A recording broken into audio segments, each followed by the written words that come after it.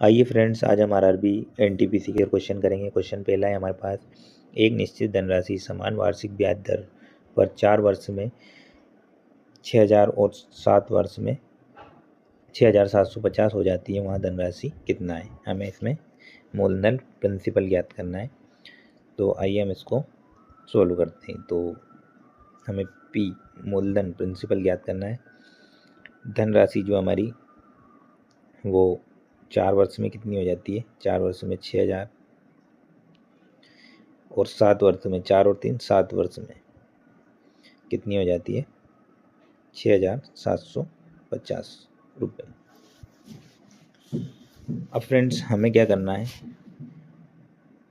3 वर्ष में धनराशि कितनी हुई उसका हमें अंतर निकालना है। 3 वर्ष में हम 6,000 में से 6,750 में से 6,000 को घटाएंगे तो हमारे पास आ जाएगा 750।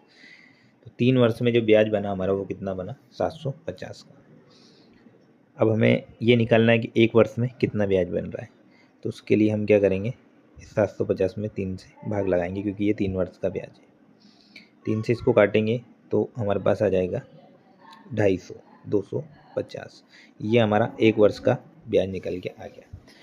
अब हमें क्या करना है, हमें निकालना है प्रिंसिपल मूलधन। तो हमें क्या करना है, इस 250 का 4 में गुना करना है क्योंकि हमें 4 वर्ष का पहले ब्याज निकालना होगा, फिर उस ब्याज को इस 6,000 में से घटाना होगा, तब जाके हमें प्रिंसिपल प्राप्त होगा। तो हम 250 गुना 4 करेंगे तो ये आ जाएगा 1,000।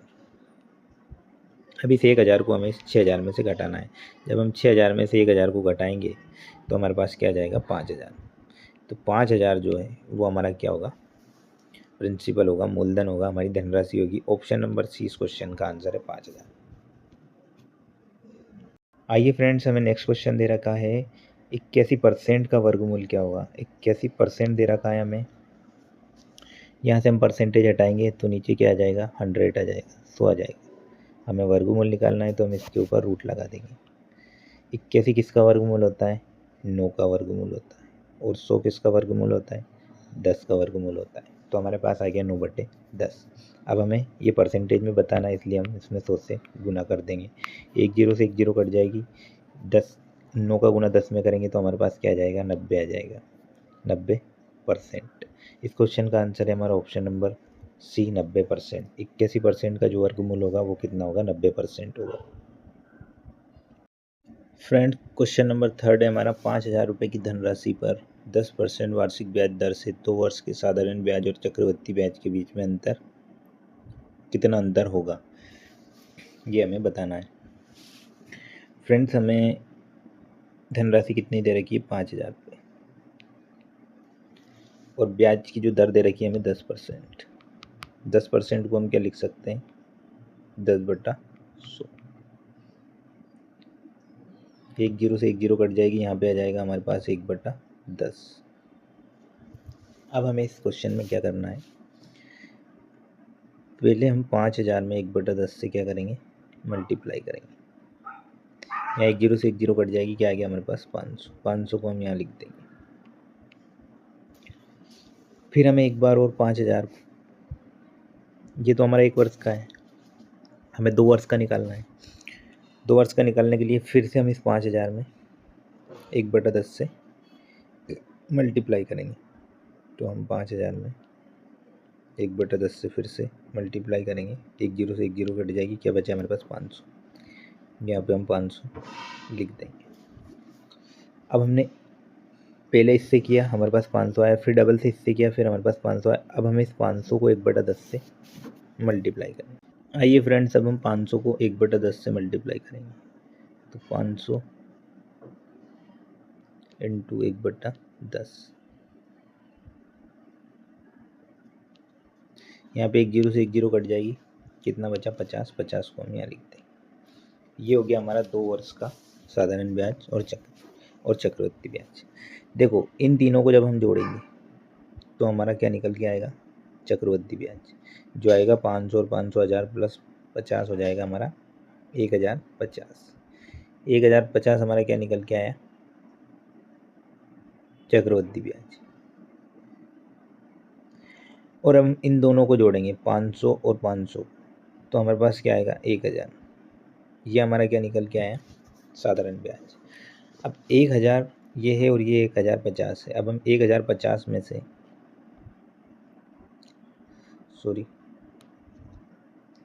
हम यहाँ पे 1050 में से माइनस करेंगे 1000, तो हमारे पास क्या जाएगा, 50। यही हमारे इस क्वेश्चन का आंसर है, ऑप्शन नंबर बी। जो साधारण ब्याज और चक्रवृद्धि ब्याज के बीच का जो अंतर होगा वो कितना होगा, 50। आइए फ्रेंड्स, हम नेक्स्ट क्वेश्चन करते हैं। निम्नलिखित का मान ज्ञात कीजिए। आइए हम इसको सोल्व करते हैं। 4 इंटू अंडर रूट 0.0000049। हम क्या करेंगे, 4 इंटू, हमें इनको अंडर रूट से बाहर निकालना है, तो हम क्या करेंगे, दो दो के जोड़े बनाएंगे। तो 0 पॉइंट, ये दो का जोड़ा बन रहा है तो एक 0 बाहर आ जाएगी। यहाँ पे भी दो का जोड़ा बन रहा है तो एक 0 बाहर आ जाएगी। और यहाँ पे हमारे पास 49 है, 49 को हम क्या लिख सकते हैं, 7 इंटू 7 लिख सकते हैं। तो ये भी दो का जोड़ा बन रहा है तो एक साथ बाहर निकल जाएगा। अब हमें क्या करना है, 4 का गुना करना है 0.007 में। तो आइए हम गुना करते हैं। तो ये आएगा हमारे पास 0.007 चुकू 28। इस क्वेश्चन का आंसर है हमारा ऑप्शन नंबर सी, 0.0028। आइए फ्रेंड्स, हम नेक्स्ट क्वेश्चन करते हैं। Question number 5।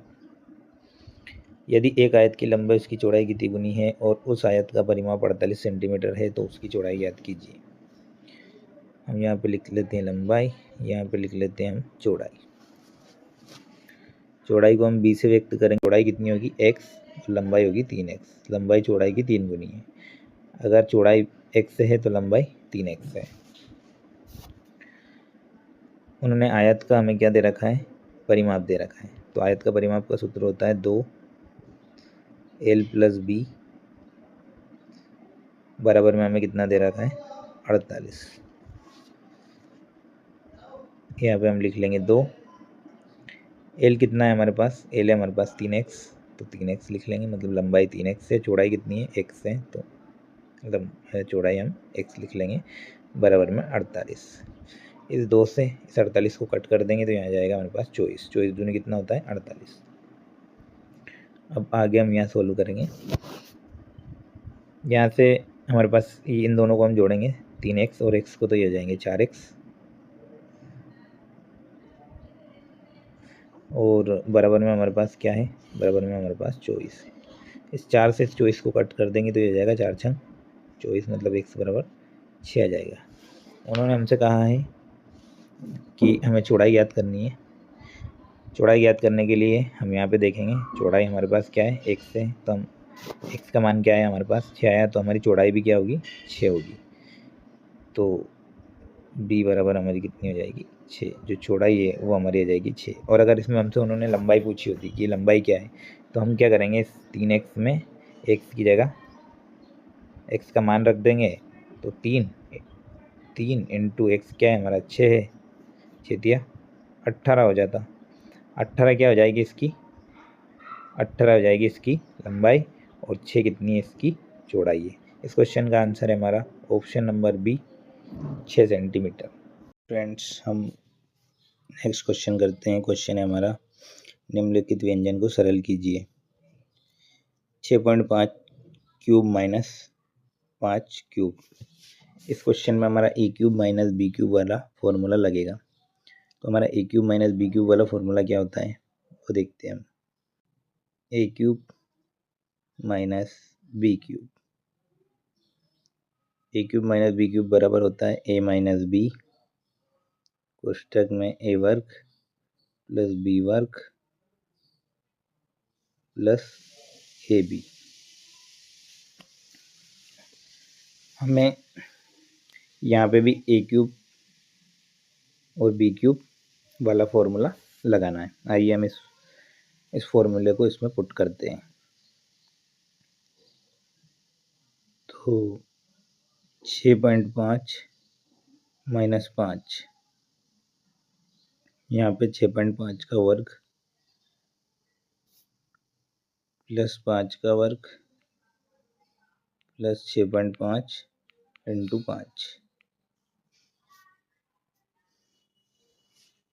बटे में हमारे पास क्या है, बटे में हमारे पास 42.25 प्लस 32.5 प्लस 25। फ्रेंड्स हम यहाँ पे 6.5 का वर्क करेंगे तो हमारे पास आएगा 42.25। हम 5 का वर्क करेंगे तो हमारे पास आ जाएगा 25, क्योंकि 5 का वर्क कितना होता है 25।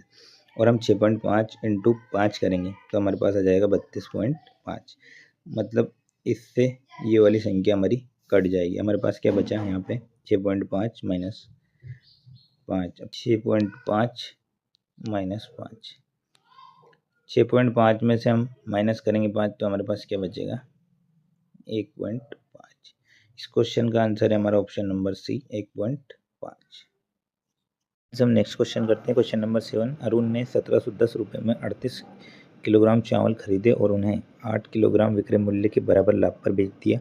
5 किलोग्राम चावल का विक्रय मूल्य कितना होगा। 1710 रुपये में कितने किलोग्राम चावल खरीदे उन्होंने 38 किलोग्राम,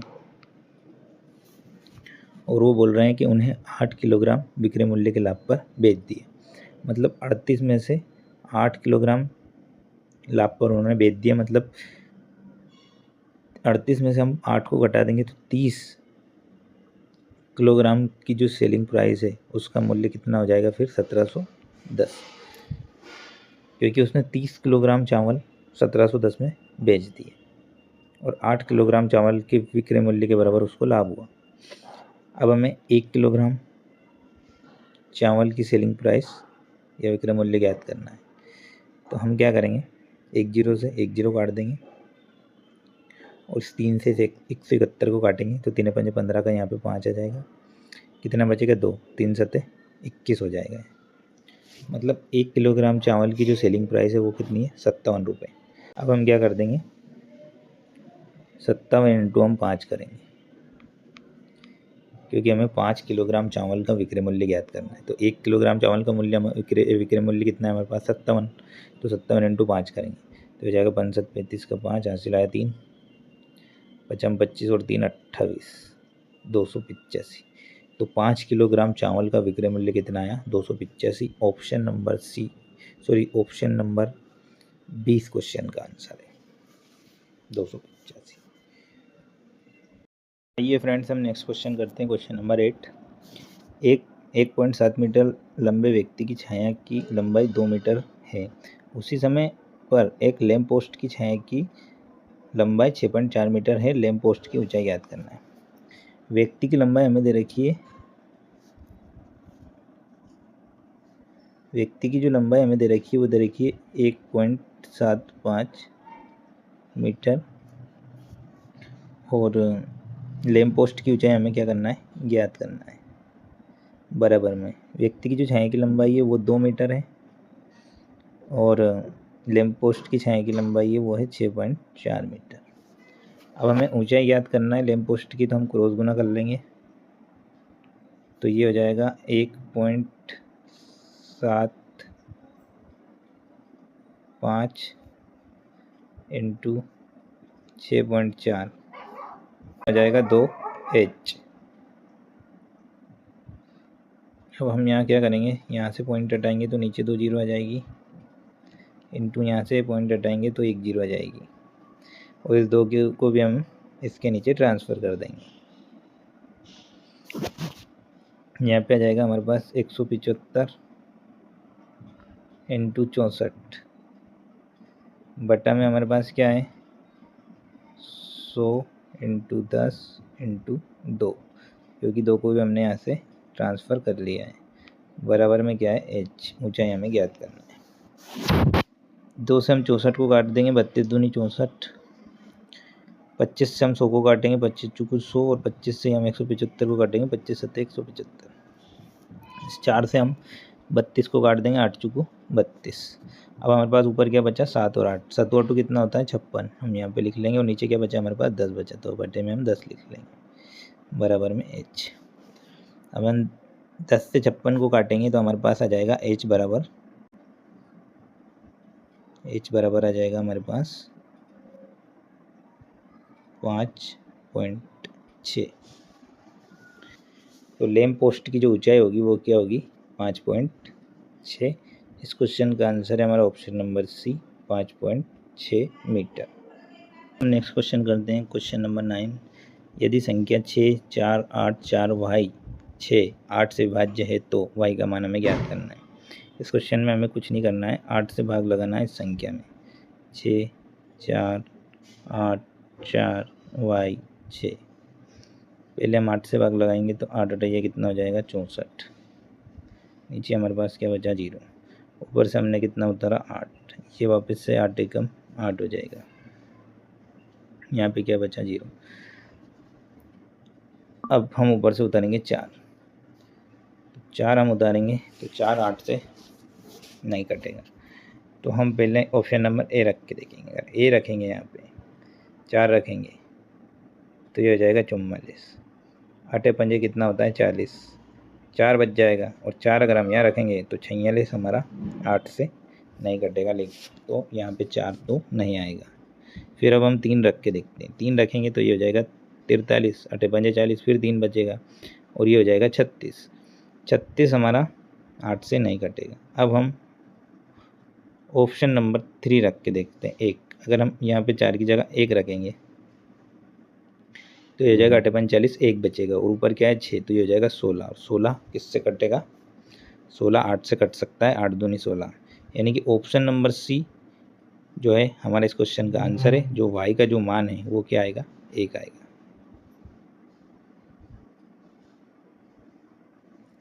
आइए फ्रेंड्स हम नेक्स्ट क्वेश्चन करते हैं। संजय की आयु अपने पुत्र की आयु से 25 वर्ष अधिक है और संजय की पत्नी की आयु 65 वर्ष है। यदि इस परिवार के तीनों सदस्यों की औसत आयु 58 वर्ष है तो पुत्र की आयु हमें ज्ञात करना है। देखो संजय की आयु उसके पुत्र की आयु से कितना गुना है 3 गुना है। मतलब उसके पुत्र की आयु से 75 वर्ष अधिक है। तो हम पुत्र की आयु x मान लेते हैं और संजय की आयु x प्लस 25 मान लेते हैं क्योंकि पुत्र से 25 वर्ष अधिक है। अब संजय की जो पत्नी है उनकी आयु हमें दे रखी है 65 वर्ष और इन तीनों की आयु का जो औसत दे रखा है वो दे रखा है 58। तो 58 इंटू अगर हम 3 करते हैं तो ये हो जाएगा 8 24 का 4, 80 लाया 2, 5 15 और 2 17 174। अब 174 में 65 वर्ष जो आयु है वो किसकी है संजय की पत्नी की। तो हम 174 में से पहले 65 को घटा लेते हैं। 14 में से 4 5 जाएगा तो 9 बचेगा। यहाँ पे 17 में से 7 जाएगा तो 10। अब ये जो 109 वर्ष बचा है ये संजय और उसके पुत्र की आयु का योग है। तो हम यहाँ पे करते हैं संजय और उसके पुत्र की आयु का योग। तो x प्लस 25 प्लस x बराबर में 109। अब ये हो जाएगा 2x प्लस 25, 2x प्लस 25, 25 बराबर के उधर जाएगा तो माइनस का हो जाएगा। तो आइए हम इसको यहाँ सोल्व करते हैं। तो ये तो हो जाएगा 2x और ये 25 बराबर के उधर के जाएगा तो माइनस का 25 हो जाएगा और 109 में से हम 25 माइनस करेंगे तो हमारे पास कितना बचेगा 84 बचेगा। कितना बचेगा 84। अब इन 2 से हम 84 को कट कर देंगे तो हमारे पास बचेगा 42। तो x का मान क्या आया हमारे पास, x बराबर आया हमारे पास 42।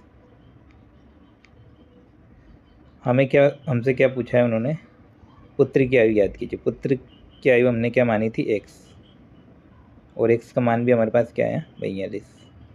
तो हम x की जगह क्या रख देंगे 42। तो पुत्र की जो आयु होगी वो कितनी होगी 42 वर्ष। ऑप्शन नंबर 20 क्वेश्चन का आंसर है। और अगर वो पिता की आयु पूछते हैं तो हमें x की जगह यहाँ पे क्या रखेंगे 42 रखेंगे और 25 में 42 हम जोड़ देंगे तो ये आ जाएगी 67 वर्ष। 5 2 7 4 2 6, 67 वर्ष की आयु होगी संजय की आयु और उसके पुत्र की आयु 42 वर्ष और उसकी आयु पत्नी की आयु 65 वर्ष।